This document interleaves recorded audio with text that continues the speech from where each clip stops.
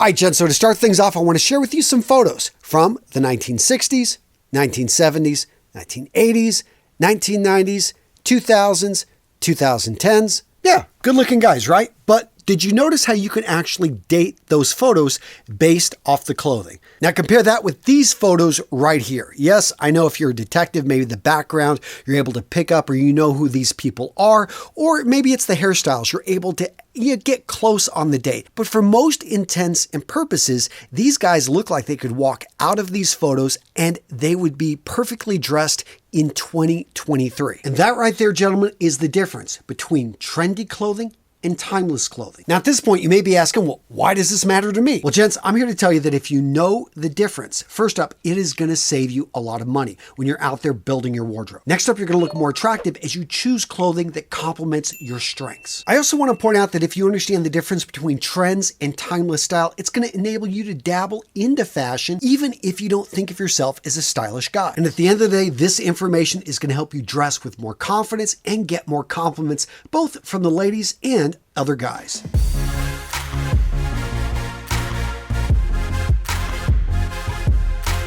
Now, first up, let's define terms. So when I say trendy clothing, I'm talking about fashionable clothing, modern clothing that is in a trend. And we see trends go up and down over time. Usually it's 1 to a couple seasons in which people are wearing this particular item, this particular color. Timeless clothing, on the other hand, is not affected by trends. In fact, it is shown that it doesn't really go out of style. Now, of course, if you know your history, you know that everything eventually goes out of style. But there's an interesting effect here. It's called the Lindy effect, and it's the longer an item has been around, the more likely it is to last going into the future. An example here is the necktie. Over the last 30 years, the wearing of the necktie has really declined. Sales have been going down, but what's interesting is we're seeing it start to trend again. But the point is, if you look back on history, the necktie has been around for hundreds of years. Now, of course, anyone that studied human history can say, hey, looking back over 1,000 years, yeah, clothing has changed quite a bit. But the idea of timeless clothing in general is that it's not going to shift much over the next decade. You can buy a suit now, and if it fits you, if it looks good, you can be assured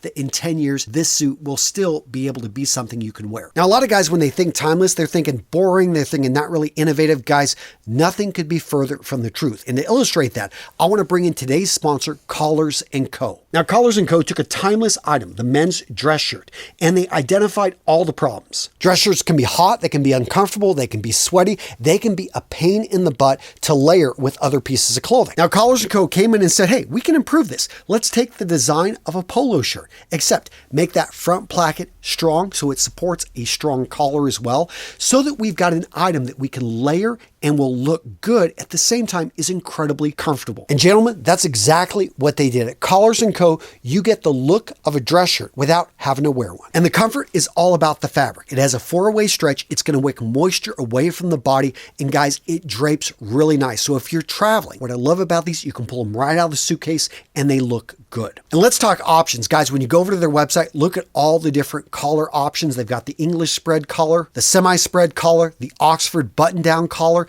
and the cutaway collar. On top of that, let's look at all the different colors. Yeah, you can go with, a solid blue. I just love to wear these in my videos. You can go with a classic white, which is a great place to start. I really like a lot of their blues. They've got some just beautiful colors there, and they've even got some patterns. And gents, if you haven't heard of Collars & Co., this is the company on Shark Tank that Mark Cuban personally invested $1 million in. And guys, personally, I love these shirts as well. So here are pictures of me with my daughter, Marina, at her baptism. Look at that shirt I'm wearing. It's a Collars & Co. Guys, on one of the most important days of my life, I decided to, hey, wear this shirt because it looks good. It's timeless. Whether I look at this photo in 20 years, 30 years, I am going to be looking good with that other guy right there. Point being is it's a timeless addition to your wardrobe. All right, gents, you know the drill. Down in the description of today's video, I'm linking over to Collars & Co. Use that link. Go over to collarsandco.com/RMRS. Again, that's collarsandco.com/RMRS.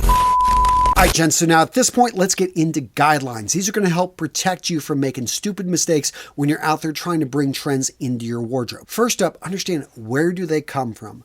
Most trends are manufactured, meaning that you've got the fashion industry, you have clothing manufacturers, everyone working kind of in cahoots to say, you know what, we should go with this color this season. A lot of this is created by, and that's one of the reasons for the runways and stuff, is designers are coming out with ideas. Certain things are going to be seen, and there is no guarantee with trends like this. The more interesting area, and the second place where trends come from, is they actually do sometimes spontaneously pop up. And we actually see this in nature. There's this classic study of a number of chimpanzees, and one, she decides to start putting a white feather behind her ear. Guess what? All the other chimpanzees start imitating this white feather. Human beings have a natural tendency to follow. So when we see an influencer, we see a movie star, we see somebody that has, just a big platform, all of a sudden wearing or pulling off something, especially if it looks good on them. And that's why I like these trends a little bit better, because at least it looked good on somebody. Well, other people try to imitate it, and all of a sudden the trend starts to go. Next up, let's talk about trends and their time periods, how long they stick around. You can have trends that are around for a few days, other times trends that are around for a few years. But in general, they're going to stick around for 1, maybe 2 seasons. 2 seasons if everyone still has it and they want to keep wearing it. And now occasionally 1 out of 100 times you've got a trend that actually does become a timeless item, but that's pretty rare. Instead, I would bet the opposite way. Whenever you see a trend, and that necktie is a great example, those are coming back in 2023. Well, for men that wear neckties, are like they never left. And that's what I like about this trend. Over the last 30 years, the sales of neckties have actually gone down. But if we see a trend of them coming back, this is a great one as a man to jump on, because neckties are still being sold. You can go into vintage stores and grab these. You can still buy good ones, I think, online at a decent price. The point being is this trend is a simply timeless item that is returning. And those are the best type of trends to jump on, because even if you wear it for that 1 or 2 years, you still got something in your wardrobe that will come back. Again, if you buy the right one, you're going to be able to wear it multiple times, and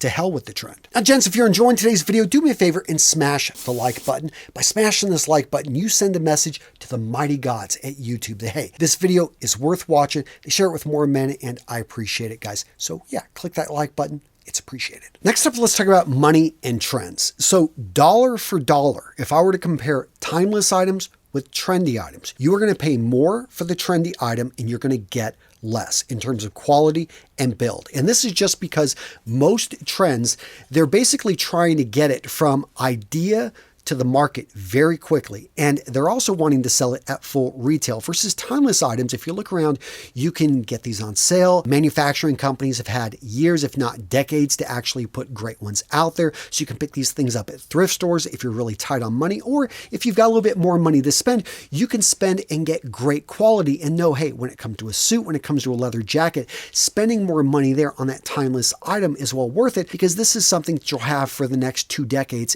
or even longer. And you just simply get your money's worth out of this. Now, this next one is big. So many guys are worried about age when it comes to trend. My opinion is at any age, you can wear any trend if you've got the confidence, if it looks good on you. In general, younger men are going to be able to pull off most trends better. Simply put, because their audience isn't as sophisticated, isn't going to judge them as harshly as a man in his 40s or 50s. Let's say you're 25 and you're trying to pull off a trend. Well, most of the people that are seeing you wear this clothing are judging you. They're going to see a younger guy, maybe they are younger themselves, and so they're going to give you a lot of leeway. If you're a 55-year-old guy and you're out there dating and she's in her mid-30s, then it is something that she's got, a few decades of experience judging trends, or maybe it's just your friends. They are going to judge you perhaps harsher because they're stuck in their old ways. So I do think if you're older, you can look great in a trend, but you've got to have a little bit more confidence to be able to pull it off. And that takes me to the next point. What trends are going to look good on a person? What trends are going to look bad? Well, guess what? The same rules apply pretty much to all clothing. Trendy clothing, though, can catch you with your pants down, because a lot of guys think, oh, well, let's say chartreuse, that is the color that's in style. Well, does it look good on you? Most likely not. That's a hard, difficult color to pull off for most guys. But if you already know that this color looks great on you, perhaps maybe it's forest green, or maybe it's a gold, yellowish variant. It could be something that, yeah, you've already got that in your wardrobe. You've already worn this. So that would be something to jump on and maybe take advantage, because there's more clothing coming out in that color. But the majority of the time, you don't want to jump on a trend unless it works for you. And the biggest mistake here I see is fit. Right now, we've got loose fits coming back. After I think it was like 15 years ago, 20 years ago, we saw the closer fits really being pushed on men, and it was almost to an extreme. Anytime you go to an extreme, understand you've got to have the body type to be able to pull that off. And most of the models you notice on those runways, they are tall and they are thin. Unless you've got that body type, a lot of these trends just are not going to work for you. So again, you've always got to go into this knowing that a trend is only going to work for you if under normal situations, it would actually work for your colors, for your build, for your body type. Now, one of the biggest advantages of trends is it can add a jolt of energy to your wardrobe. All of a sudden, you can have an item that you can bring into a relatively boring wardrobe, and it can really spice it up. That being said, a lot of people make the mistake thinking that only a trendy item can spice up a wardrobe. Guys, if you don't have a foundation of great timeless clothing, you'd be surprised how many timeless pieces out there that are never going to go out of style that you could bring into your wardrobe and really stand apart. I see trench coats are starting to come back as well. Well, guess what? A timeless, well-fitted trench coat that's been around for, over 150 years. So if you know that this is an item, and yes, again, we're getting back to an earlier point about when you see something coming back and trending, but the trench coats that are trending, I think they're going to be really close-cut trench coats, maybe a little bit shorter, but you could still go with a long one. You could still go maybe to a classic company like Burberry and pick one up, or maybe thrift or find something that's similar.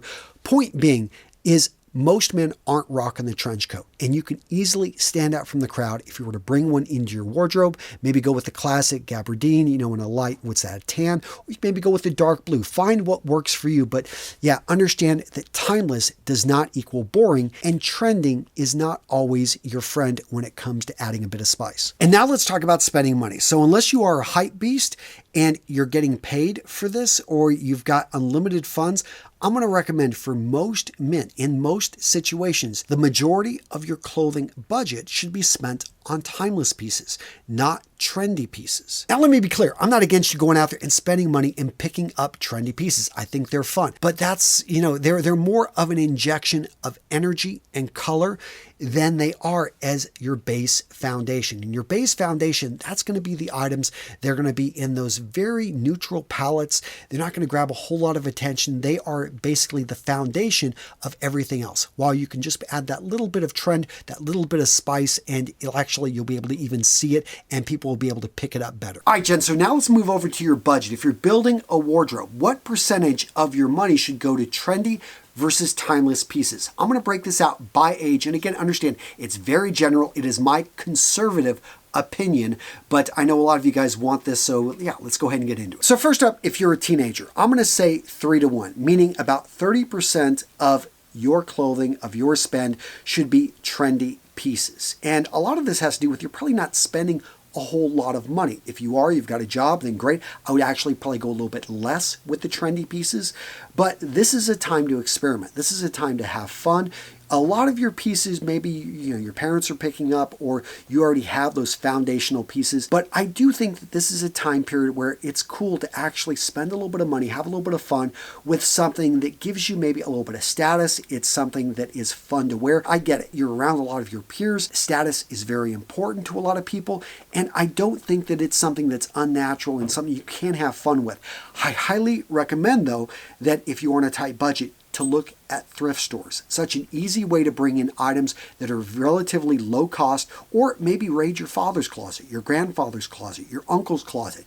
Guess what? They've got probably clothing that fits, it's close to your size, and your cool uncle that was the man back in the 1980s probably has a wardrobe that actually is pretty good. He got a few pieces you could steal from him. Next up, for the guy in his 20s, I'm going to say 6-to-1. So basically almost 17% of your wardrobe, it's cool if you spend it on trendy items. You're earning a paycheck, you've now entered the professional world, but I do think the majority of your money should be spent on clothing pieces that are going to serve you well over the next few years. Money, it's starting to come in, but you still don't probably have a whole lot of it. Most of it's probably going to, college loans, rent, all that other stuff.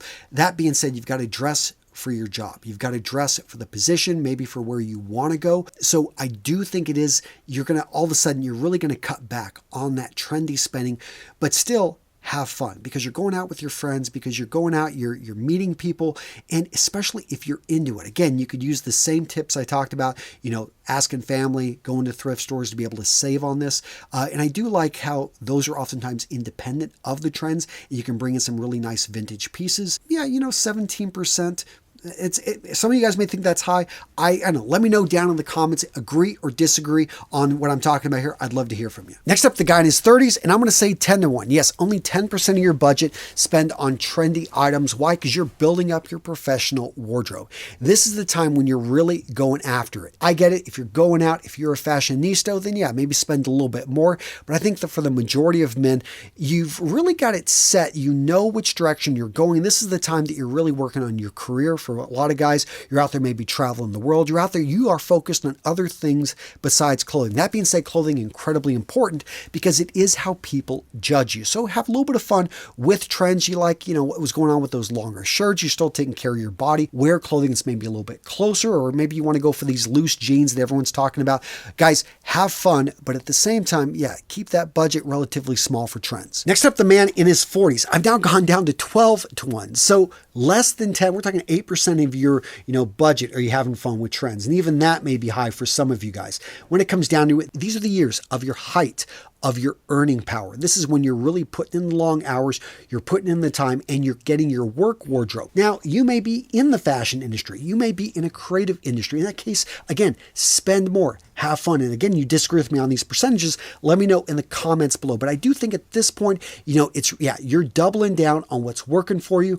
And And now let's talk about the guy in his 50s and beyond. So this next percentage I think is going to blow a lot of you guys away, but I'm going to say 4 to 1. Yes, 25%. All of a sudden, we're doubling, tripling the amount of money, the amount of our budget that we're giving for trendy items. Why? Because at this point, you are wanting to redefine yourself. Maybe a lot's changed. You're totally changed careers. Maybe you've changed your relationship status. You went from being married to single again. You've just had a lot that has been happened to you, and I think that this is a great time, and men can reinvent themselves at any point. This could have happened in your 30s, your 20s, your 40s, your 50s, your 60s. The point I'm trying to hit on this is you're never too old to actually embrace something new. And the challenge, the vision of who you thought you were in your 40s when you're in your 50s, well, why not change it up? Why not have a little bit of fun? Again, be careful. All the warnings are still there. Don't be trying to wear something that doesn't work for your body type, something that, makes it look like you're trying too hard. You're going to have a little bit more harsh judgment. But if you can find something, I take care of myself. I'm in my late 50s, and I think that this looks great on me. In fact, it makes me look younger. It makes me feel younger. Then go ahead and rock it, pull it off. And remember, just because it's unfamiliar does not mean it's uncomfortable. Practice wearing it. Get a little bit of, opinions of your lady friends, of your other guy friends. And all of a sudden, you're wearing it with confidence. You're looking good. And that's what I love to see. All right. So now let's get into particular trends that we are going to be seeing over the next few years. And I'll give you my thoughts, my opinions on each of them. First up, baggy clothing. In particular, a lot of baggy trousers. So we saw high-waisted trousers over the last few years. Now they're getting really baggy. Is this going to work for most body types? The answer is no. Now, definitely it can work for some. And again, if you're a fashionista, you want to pull this stuff off, go for it. But I think for the majority of men, you're going to want to stay away from overly baggy clothing. It really doesn't look good on any build. That being said, there are going to be looser fits. There are going to be some companies that will slightly make things looser. And for a lot of you guys that have been having to deal with tight fits, this is going to be a godsend. You're going to be, finally, something that feels good, that looks good. And this will apply to suits. This will apply to jeans. This will apply to shirts. So if you find something that has a little bit looser of fit, you're gaining a little bit of weight, and just, I want to feel a little bit more comfortable in my clothing, then go ahead and pick up something in this category. Next up, let's talk about the no shirt, no problem. Okay. Anything that you're seeing right here, all of these photos are things that you probably want to avoid unless you are getting paid to be a model. And in that case, you really need to ask yourself, is this the best decision I've made in my life? Because this just doesn't look good. But seriously, if you've got the body, if you look great with your shirt off, then wearing something like this is just going to make you either look, fashion forward or like a doofus. I don't know, but I guess it depends on how you wear it. I will say that we'll probably come out of this are going to be looser shirts that show a little bit more chest. Not always a bad thing. Again, especially if you're a younger guy, if you're a guy in your 50s and you take care of your body. Again, if you look great with your shirt off, then you can pull off a lot of this stuff. But be careful with those jackets with no shirt. Yeah, that's just nasty. Next up, we got neckties. And as I said earlier, I think neckties are great. They're going to make a comeback. This is an item that's been in men's wardrobes for hundreds of years. In particular, the last 80 years, we have really seen so many different styles. And there's a lot of rules that go to wearing a necktie. In general, we see a man wearing a necktie as it being more formal. Now, with it trendy, you're going to see a wide variety of styles, colors, patterns. Kind of avoid the stuff that's a bit outlandish, maybe too bright in color. I would just stick with the classics. It's still going to look good. You're going to have tons more options to be able to pull this off, whether it is this year, whether it's 10 years from now. In addition, if you go into thrift stores, if you look around, there are so many great deals you can get on neckties. And be careful of spending way too much. $150 for a fashion necktie. Now, for that amount, you can get a beautiful handmade Italian necktie, or spend 1/3 that amount and get just a well-made one at a box store from silk. And in general, that is what you want to look for, silk neckties. Nothing against polyester if you can find one that looks good and you like the drape, the feel of it. And don't forget, if you're going to go ahead and get into neckties, learn how to tie a tie properly. Tons of different knots out there, and consider bringing back the bow tie. I think that one is so underrated, and it looks good on, and it's always out of the way, just a really underrated type of necktie. So what are my thoughts on double denim? Okay, this one has to be done right. You know, my Canadians, I love you guys, but call this thing the Canadian tuxedo. In general, unless you know what you're doing, you want to be careful with. I think denim mixed with khaki, it can be done. You can definitely go with a dark denim with a little bit of a lighter denim. There are varieties of denim. I think black denim jeans mixed in with a lighter. There are options out here, but I do think it looks best when you mix in a different fabric choice when it comes to your trousers with the denim jacket. And really, that's what seems to be making the resurgence. So I would say to jump on this, because if denim on denim is going to become more fashionable, that means more denim jackets are going to be hitting the market. That means better prices, more options, and it is a classic item that you can bring into your wardrobe. So maybe don't go for the combination, but take advantage of more denim jackets on the market. Next up, this whole revealing of the stomach. There's just no way I can salvage. This is a horrible trend. Stay away unless I guess you're a stomach model. In that case, make your money. Now the color purple, this one is great. This is an underused color. It's the color of royalty. And the reason being, it was so expensive back in the day. I'm talking the Greeks. I mean, they had to I think it was thousands and thousands of these snails. They had to crush it. It was a horrible process. And that was the only way to get the color purple. Nowadays, a lot easier, but this is still such a deep, rich color. I find most men don't even try, but there are so many ways, especially if you've got darker skin, you've got a darker complexion, you can bring this into your wardrobe. It is deep, it's rich. Even if you've got lighter skin, consider it to be a complement piece. Maybe bring it into a necktie, bring it into an accessory. So many options. And the best part, because when something's trending like this, you're just going to find a lot more options out there. So maybe you've always wanted to pick up a velvet jacket. You just know that thing's going to look great on you. Well, this is the season to go out there and grab it. Next up, we got V-necks. So the deep V-neck, you want to avoid this, but V-necks in general look good on so many men. Why? Because they build up the chest area. Now, if you have a huge chest and you don't want to draw any, like you're He-Man shaped, in that case, yes, this is probably something you don't need. But for the majority of men, me included, a V-neck just looks so great, especially, you layer it with a dress shirt, AKA collars and co. Point being is, find a way to bring in V-necks. Take advantage of the options that are out there. Again, they're going to see tons of sweaters. You're going to see shirts popping up, and of course, eventually they'll go on sale. So having a black V-neck t-shirt, white V-neck t-shirt, just a great option. And if you only have tried crew necks, you're a little bit, your 40s, 50s, definitely go try one. They just look good, especially if you get a nice, well-fitted t-shirt, Henley, or technically not a Henley if it's a V-neck. You know what I'm talking about. Find those V-necks and have fun. Short shorts. Nothing wrong with short shorts, especially if you understand they're casual. So you're going to be wearing these things to the beach. You're going to wear them to work out. And again, if this is your go-to and you've got great looking legs, have fun. But understand, many body types, thin men, large men, this is not going to be a great look for you. That being said, again, you're going to have more options out there. You just need to understand that this is a casual style piece. If you're into athletics, you like this style, nothing against the man showing leg, but for the majority of men, this fashion trend, these styles are not going to look that great. Next up, the Western style. You're going to see a lot of hats. You're going to see a number of different types of shirts. Not necessarily a bad thing. And I do think a man should experiment, have fun. You moved from Texas to, I don't know, New Mexico. No, you didn't leave Texas. Nobody leaves Texas. I left Texas, actually. But let's say you relocated down to Austin like, 10 million other people.